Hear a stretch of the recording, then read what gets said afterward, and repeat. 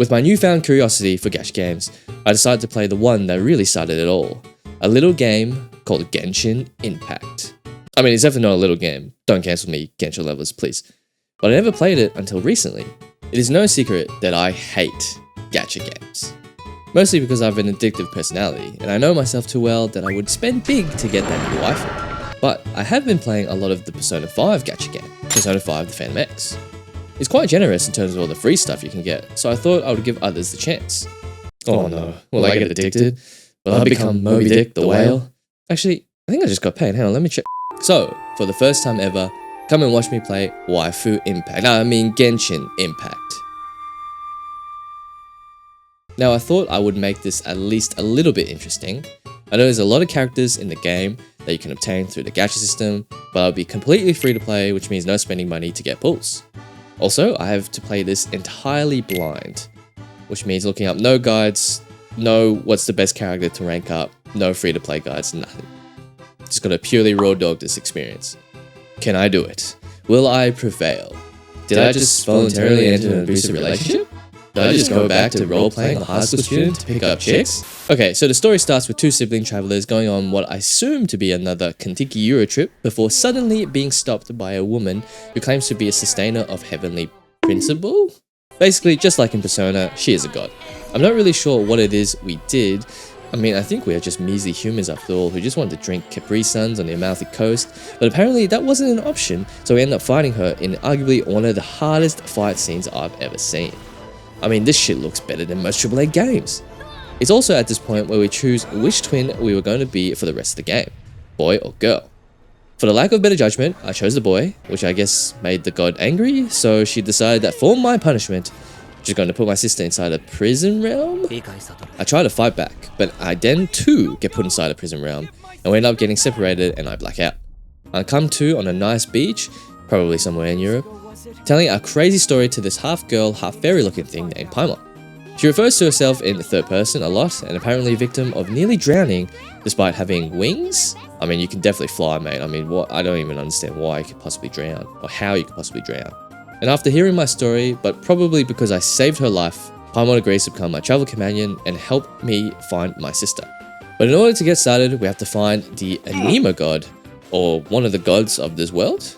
I'm not really sure, to be honest, but we have to find someone who can help us. Honestly, I'm just kind of here for the ride at this stage.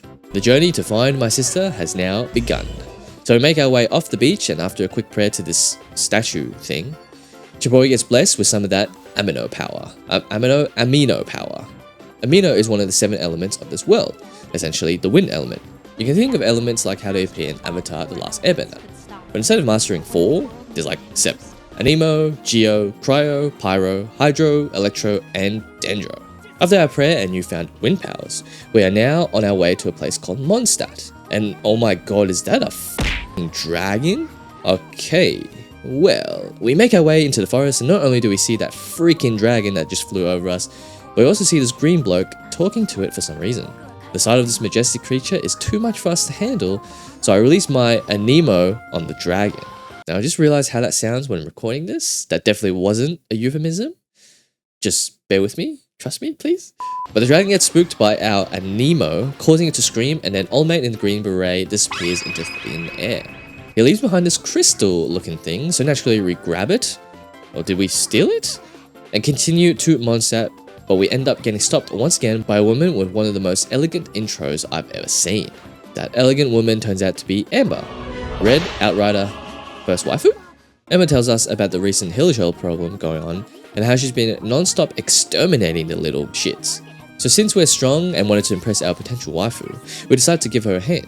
We actually get to play as Amber for a minute, clear out some squatting camps, hillshell camps, and then finally enter Mondstadt as a reward for helping her out. Emma tells me she has a present for me, but first we need to get to higher ground? Now, I think that was a euphemism. I mean, hey, Amber, I like you, but we might be moving a bit too fast here. Turns out she just wanted to give us a glider. So I put on that glider and I test that shit out immediately. I mean, I don't really know what I was expecting. I guess I thought it would be more of a dramatic, but I guess slowly falling to the ground works as well. And also, can we just talk about this consume stamina business? I mean, why? Why is it consuming stamina? Like, I'm just hanging on. I guess that's probably consuming stamina, but still, it's bullshit. Because it goes way too fast. Anyways, I guess that dragon saw our disgraceful attempt at flying, and his angry ass came back with a strong gust of wind, picks me up, and then takes me into the air, and so comes the fight with this badass dragon. Oh, I can't wait to fight a dragon with the first few hours of the game. This is gonna be fucking sick. Well, safe to say that was really disappointing. So I guess we beat the dragon, somewhat, and after the fight we meet Kaya, the cavalry captain, most dapper dude in Mondstadt, and maybe potential main from now on? Because of our fight against Storm Terror, we get to meet the acting Grandmaster of the Knights of Favonius, Jean. But before we could rizz up her fine ass, we also meet Lisa, the librarian, or as I like to call her, Mama liked her. Once we get to the Knights of Favonius' headquarters, Jean tells us how Storm Terror's recent actions have affected Mondstadt. So of course I offer the help because it's not like I'm trying to find my sister and defeat a god or anything. So we have to go to these temple things, and luckily the first one is right outside Mondstadt, and this is what the game calls domains. I guess also can be called dungeons. So we're actually able to play as Amber again in this temple, and then we meet up with Lisa and do her temple. It seems like these temples serve as a way to learn the new characters that join your party. I mean, pretty cool tutorial feature that is kind of built into the story, which is always nice. After doing the temples, all I have to say is that Amber is kind of dog water, as her gameplay is kind of boring, and to charge the arrow, my god, it takes a long time. Kaya is a boss, and Lisa, I mean, need I say more?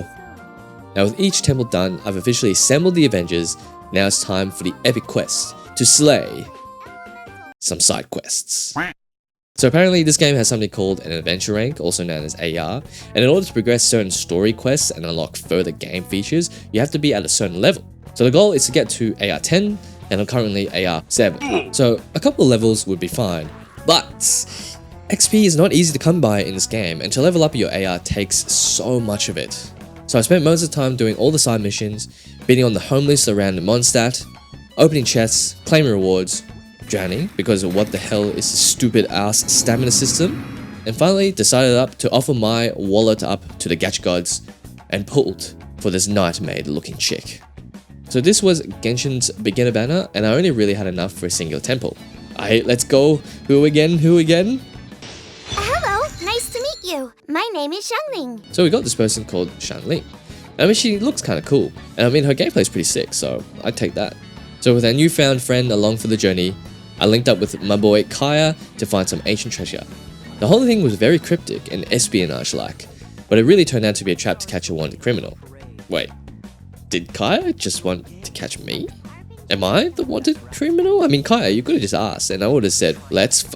I then meet Catherine, and she explained to me the Adventurers Guild and gave me my Adventurers Handbook thing. Now, it's officially official. Now, from this point onwards, I'm not gonna warn you guys. My gameplay footage is hot ass, and I'm sure many of you Genshin connoisseurs will find it highly disturbing. So I use this as my main party with these characters, and if I'm being completely honest, I had no idea what I was doing. I was putting on random artifacts, random weapons I got from murdering those healer churls, and leveling up skills and ascending people I had no idea if they were good or not. I really hope I didn't screw anything up or level up characters that are actually hot garbage, but I guess we'll just wait and see. Anyways, I think this looks alright for now, so we set off to get to AR 10, of which I am very close to. So I frolicked around Mondstadt for a little bit more, and honestly started to get a bit bored of the whole grinding for AR EXP. But when my OCD made me click on all the red exclamation marks to get rid of them, yes, I am that type of person, I discovered one of the greatest things any gacha game can have. I found the testing page, where you can test all the characters on the current banners. And oh my god, Emily. She looks so good. So I tried her out immediately, and guys, this gameplay is freaking sick. Is this what endgame Genshin is like? Like, look at me spamming abilities and doing all these cool combos. I'm absolutely annihilating these enemies. Kaya and Amber could absolutely never. And then I use Emily's ult. And wait, what's this? You're telling me she even has an ultimate animation? Bruh. So after the playtest, I got some primos and went to try and pull for her when I realized I am dirt poor. And my god, for completion of that trial, you only get 20 primos. 20. You need like 160 for one pull, man. Like, come on. Anyways, I didn't get Emily, unfortunately, but what I did get was AR 10. So we head back to Mondstadt to talk to Jean. Upon our arrival, we see Jean talking to some girl who was apparently part of some group called the Fatui. And from what I can gather, the Fatui are basically like some military force from another nation in Tibet called Snezhnaya. These names are cool, but it turns out the Fatui also have a vested interest in stopping Storm Terror. However, they thought that the way that we were going about it sounded stupid, and basically they offered to just kill him for us. But we were like, yeah, nah, you can't do that, mate, because he's one of the 4 winds and he's with us. And they were like, yeah, no worries, buddy. We show Lisa and Jean the teardrop crystal we got when we saw Storm Terror earlier in the woods with the green guy. And they just come to the conclusion, somehow, that the situation has far surpassed their expertise because the dragon tier is now corrupt. So basically, they just asked me, the traveler, and first-time Genshin player, to uncorrupt? Is that even a word? The tier. They're like, honorary knight. Yay or nay. I mean, I have nothing else to do right now except for saving my sister, so I yayed. And so we walk out and we see that green dude, also known as the Bard, who was talking to the dragon in the woods. And he looks as sus as before, so we track him down to the cathedral to see him performing a song. And after his performance, he introduces himself as a mentee, green dude, Bard, Storm Terror's bestie? He tells us how Storm Terror, who we know now, who is actually named Dvalin by the way, is not who we think he is, and what we were seeing from him was not his usual self. We show him the crystal to see what he knows about it, and somehow it gets uncorrupted. Oh, purify, that's the correct term. That's the one I was trying to think of before. The crystal gets purified. I still don't really know how it gets purified, I'm just kind of here. Anyways, with a plan to help Dvalin, Venti tells us to meet him in the cathedral and help him recover the Holy Lyre, which is the only item that can help Dvalin, go figure. But in order to get it, we have to steal it. Before we even get the chance to grab the Holy Lyre, one of the Fatui shows up and nicks it instead, and we end up being seen, so we escape and hide in the tavern where some guards almost tracked us down. But thanks to this handsome red-headed looking bloke, we were saved. This is Diluc, and he is now for sure the number 6 dude in all of Mondstadt. Sorry, Kaya-kun. And he is the owner of the Dawn Winery. He also hates the Knights of Favonius. I mean, yeah, me too, man. I never wanted to be an honorary member anyways. We tell Diluc and Jean why we attempted to take the Holy Lyre. They hear us out, and after talking for hours, we all meet back up to discuss a plan on how to get it back. The plan was simple. We end up tracking it down to the Fatui hideout, and so we go in to retrieve the Holy Lyre. Now, the Holy Lyre was definitely important in this dungeon, but even more importantly, we got to play as Diluc. Now, this guy was absolutely sick. He did a ton of pyro damage and absolutely shit all over Amber. No offense, Amber. Actually, you know what? All the offense. We managed to get the Holy Lyre, but it's in a broken state because of course it is. So in order to fix it, we need to do more of those purified teardrops, which can only be found in some of the most dangerous and deadly ruins and temples in all of Mondstadt. And they decide to send me. At this point in the game, I feel very powerful. I think I've got one of the most broken units in the game because Xiangling just does a shit ton of damage.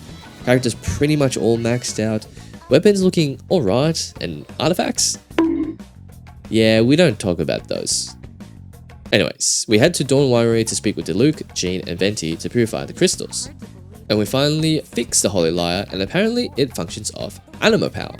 Because of course Venti is a bard who can play the lyre, and also powered by animo. The plot armor thickens. So after a bit of discussion, we agreed to call Dvalin, and the safest place we know in Mondstadt to call him from was Star Snatcher Cliff. We eventually get to the top of the cliff where Venti shows off for a bit and plays this absolute banger. He then summons Dvalin, who decided to bring a little friend along, so it turns out Dvalin has an actual voice like the voice of a man, and he ends up getting frustrated with Venti after hearing the manipulations of his little friend, the Abyss Mage. He then flies off to some ancient ruins where we see a girl who looks very similar to my sister. Wait, hold up. That is actually my sister. And why does she look so evil? Oh, and the Holy Lyre is essentially useless to us now for some reason. With no other options left, we decide it's probably for the best to deal with Dvalin head on at his own.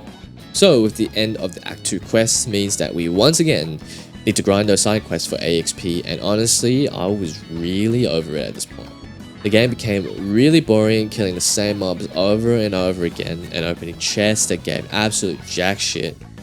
But then I saw it. I saw the light. This gorgeous waifu was coming as a banner to Genshin soon. Raiden Shogun, and my god, she is beautiful. So I mustered up my strength and did it for her. I pushed through the side quests, repetitive game design, and grabbed more primo gems than you can imagine. I also got the ability to do commissions, which I guess are resource gathering tasks, or as I like to call it, slave labor. Zephy and all other associates do not condone slave labor. Oh, and we ended up meeting Xiangling in the actual game, and we did this really crazy quest line with this boar looking thing and cooking. Like, wait, did we just cook the boar? Like, I got no idea. We also helped Mummy Lisa with her books and visited Liyue, another region in Teyvat. And my god guys, let me tell you about Liyue. Liyue is just absolutely stunning because it's pretty much just like all the beautiful picturesque pictures of China you can think of. Anyways, Liyue, 10 out of 10 location, definitely would visit again. After what felt like an eternity, I finally made it to AR-18, so I head to the Dawn Winery one last time and discuss our next course of action with the gang. This time, the plan was simple. I guess simpler? Enter Storm Terror's lair, face Dvalin, and save all of Mondstadt. I do some additional grinding and level up my characters as I prepare them for the fight of their lives. We approach the storm barrier, make our way inside, and finally, it was time to face the big ass dragon. And just in case we don't make it, or I lose a 50-50 for Raiden Shogun and never played this game again, Kaya, you are better than Diluc. Don't cancel me, Diluc fans, please. It was finally time to face Dvalin and become the hero of Mondstadt. Save Dvalin. We're going to have to get rid of those blood clots. Yeah, nah, this fight was kinda ass, and honestly, I struggled a little bit with getting on the guy's back. Get up on the Hydra's back! But at least we saved Dvalin from this little shit and helped him regain his freedom. Now Mondstadt is safe and sound. Once we get back, we found out from Amber that some monsters had coordinated what seemingly was a planned attack against Mondstadt while we were gone. But obviously, we could care less at the moment and celebrated freedom over some food, and I even unlocked a new character, Barbara. Everyone, say hello to Barbara. After celebrating, we head to the cathedral to return the Holy Lyre to none other than Barbara, and then we out. But the Fatui decide to attack Venti, but not on our watch, as we come to his aid. And oh my god, who is this lady? And why is she making me feel some type of way here? So it turns out this lady is named Signora, and she's a Fatui Harbinger. Blonde, looks fine, kinda kinky. She absolutely pummels Venti, who tried to put up a fight but ultimately fails, and I guess us as well, who also miserably fail. And she then just literally reached into Venti and ripped out this thing called a Gnosis? Like, did she just rip out his heart? Like, what the f? We get knocked out, and honestly, thank god, because I don't think Xiangling would like the cold too much, and I think Sonora would absolutely just wreck us. And wake up to see Barbara. She tells us that Venti is in a windrise underneath the big tree healing. So we go there to check up on him, and he tells us that he will be okay, which is a massive load of bullshit because we saw his literal heart get ripped out, like come on. He explains to us who Sonora is, kinda, and reveals to us that he is actually a god. One of 7 in fact. Yes, just casually drop that in there. He advises us that we should find the other gods of Teyvat in order to help us find our sister, and that we should start with looking for the god of Liyue. And with that, ladies and gentlemen, comes the end of Chapter 1 of Genshin Impact. Thanks for watching, I hope you all enjoyed my journey through Mondstadt, and please, please, please, let me win the 50-50 for Raiden Shogun.